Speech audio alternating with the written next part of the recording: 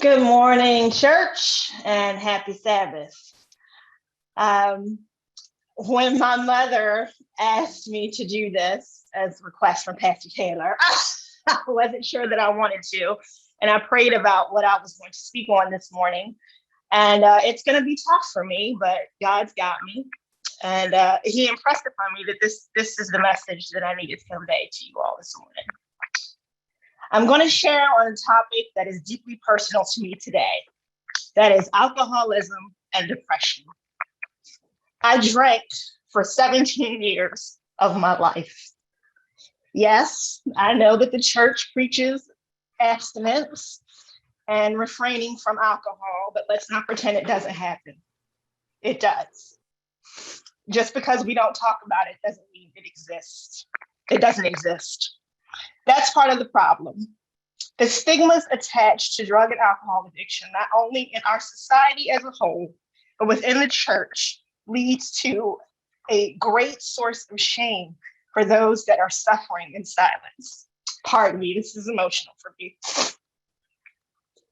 I didn't grow up with alcohol in my home or in the homes of anyone I was close to, anyone within my circle.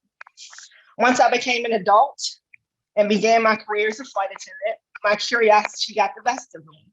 In training in Dallas, Texas, I had my first beer. Wow, what a feeling. This was fun.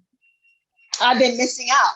I had many years of fun with my coworkers, friends, etc., traveling the world. Drinking was very much a social activity and a fun activity until it wasn't. As I grew older and life began to happen, my dependence on alcohol increased. Deep depression set in. I cannot pinpoint, even today, exactly when I crossed that line, but I did. Slowly but steadily, God went on the back burner and vodka came to the front. It became my source of peace, my source of happiness, my source of everything. It was my God. Towards the end of my drinking career, if I wasn't working, I consumed up to half a gallon of vodka a day. I was still functional, so I thought. I hadn't lost anything tangible, so I thought. Eventually, my depression was so deep that I didn't want to be here any longer. The alcohol became my way out. Every morning I would wake up and ask why I was still here. That pretty much sums up the only moments that I consulted God in anything. As far as I was concerned, no one loved me. I was a burden. I was broken. I certainly didn't love myself. God most assuredly wanted nothing to do with me. You see, that's how the devil works. He wanted to keep me in my despair. He wanted me to feel unworthy of love due to the mistakes I have made in my life and the people that I'd hurt. As the song says, the devil had a plan to kill me, I know. But God intercepted his plan and told the devil no. God blocked it. He wouldn't let it be so. God gave me subtle hints to stop drinking. I had my stomach scoped about 3 times. Of course, my drinking had nothing to do with that. That's what I told myself. My life had become completely unmanageable. I isolated from family and friends. Finally, I landed in the hospital for alcohol withdrawal. It wasn't the fact that I could have died.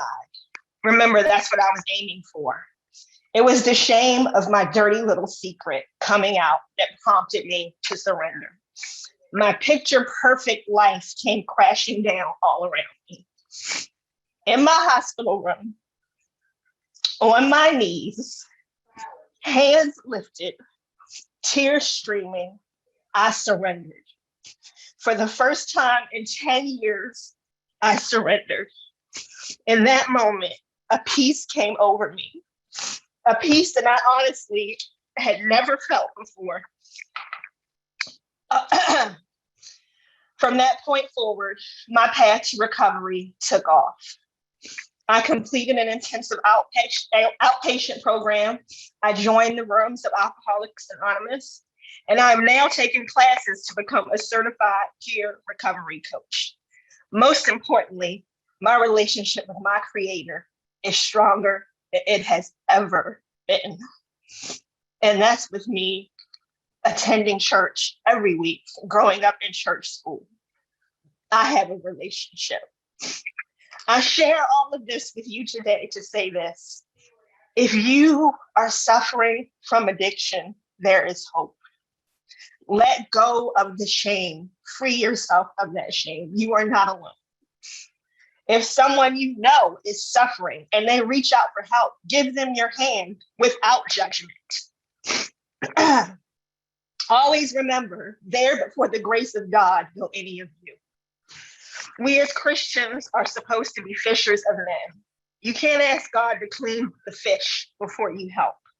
Meet people where they are. No one on this earth has a heaven or hell to put anyone else in.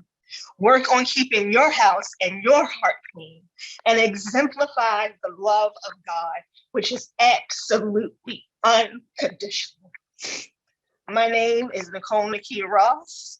I'm an alcoholic, in recovery by God's grace. Thank you.